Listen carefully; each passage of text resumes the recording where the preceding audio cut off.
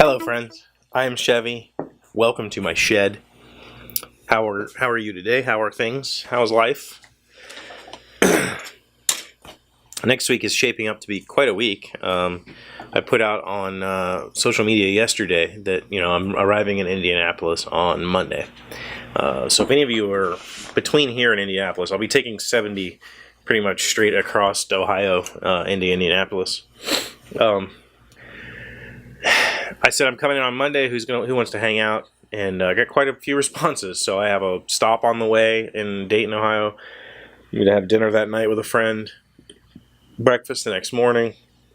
Maybe a little lunch activity that afternoon. And then possibly something that evening. I'm not sure. And then Wednesday. Well, the thing is we usually set up on Tuesday. Maybe Wednesday. I don't know. It's just going to all kind of depend on when we get our furniture and whatnot. But it turned out it's going to be a busy week, and it's going to be fun. So I'm excited. And again, if any of you are between here and Indianapolis, between northern West Virginia and Indianapolis, let me know, and maybe we can meet up. Last week I had a little bit of a discussion about not feeling good and trying to sort out my thoughts and my processes so that I could try to make sense of what my brain was telling me. And I mentioned that, it's not as easy as just not thinking that way. And it's not. And I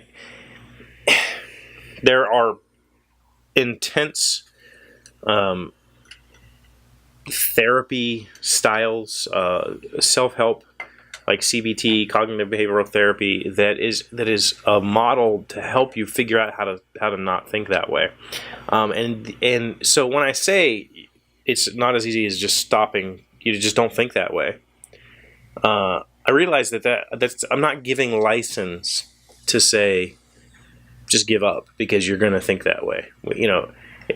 That's not what I meant at all. I think what I mean is that you still have to try, right? You still have to try not to think that way. It is effort. And the fact of the matter is that if you are a depressed person, if you are having bad thoughts or just general malaise or apathy, getting out of that mindset is just as hard as it was to get into it. And what most people don't realize is that that's a mindset that you have constructed throughout your life. It's a way of looking at things that you have become addicted to. You have become accustomed to feeling that way, and you've accepted it as part of your life, and maybe you don't want to fix it, but you say you do, right? The fact of the matter is it took you a long time to become broken, and it's going to take longer probably to fix it.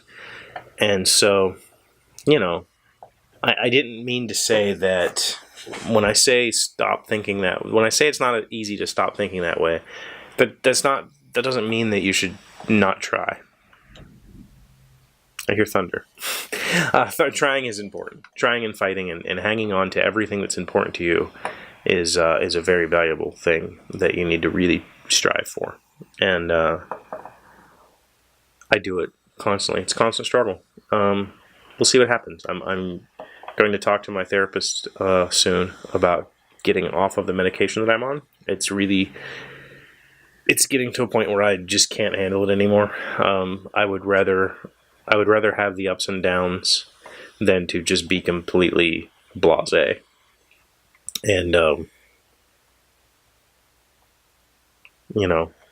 when you take something that flatlines your moods, you don't get those super dark down times, but you also don't get any up. It takes away a lot. And I think it's time to move on and work on myself, work on my own thought processes, work on who I am as a person and who I am as a soul or as an emotional being, and really put effort into fixing the problem instead of attacking the symptoms. So I just wanted to clarify. Thank you for being here, as always. Thank you for liking, commenting, subscribing, being my bestest friends. I'll see you tomorrow. Hey, Doc, wait! I want to ask you something. Today's random fact comes from Banfield.com. What is the active ingredient in catnip? Catnip is the common name for a perennial herb of the mint family. The active ingredient in catnip is called nepetalactone, which can trigger strange behaviors in cats. Cats don't actually eat catnip and respond to its taste, but rather by reacting to the smell. It can be either in dry or fresh form.